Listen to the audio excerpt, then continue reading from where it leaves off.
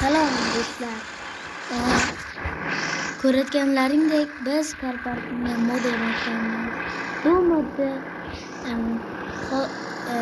keyingi videomizda o'rganamiz. 100 k degani 100 kdan keyin 100 ta obunachidan keyin 100 ta likedan keyin bu lekin tanga ko'paymaydi. Xafa bo'lmanglar. Lekin pul ko'payadi. Shunisi muhim emasmi? Ko'rasiz, ko'zlaringda ko'rganlaringdek 50 million dollar pulimiz bor.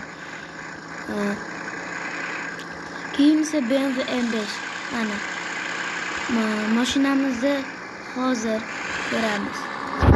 Shuncha mashina ochganmiz. Bu ham bor. Buni ham birovga obmen qilib olganmiz.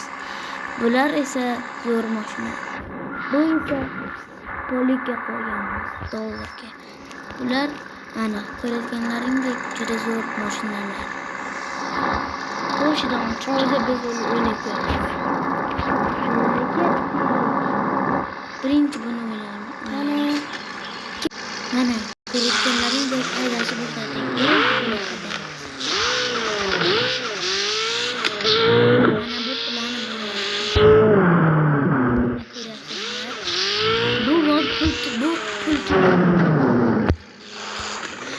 Bu pul o'zi 25 mingdan boshlanadi.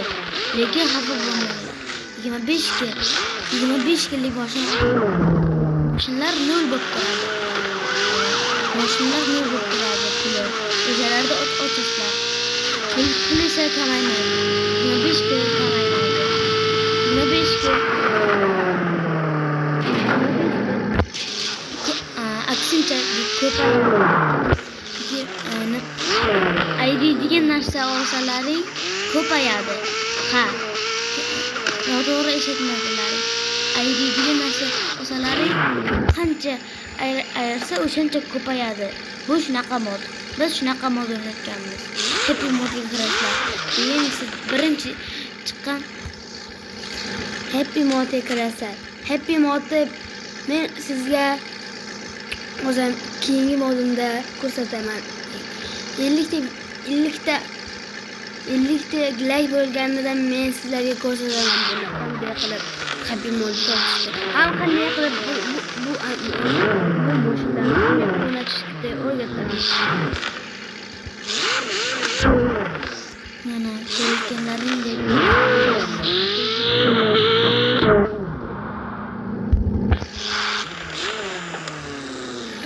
hayır.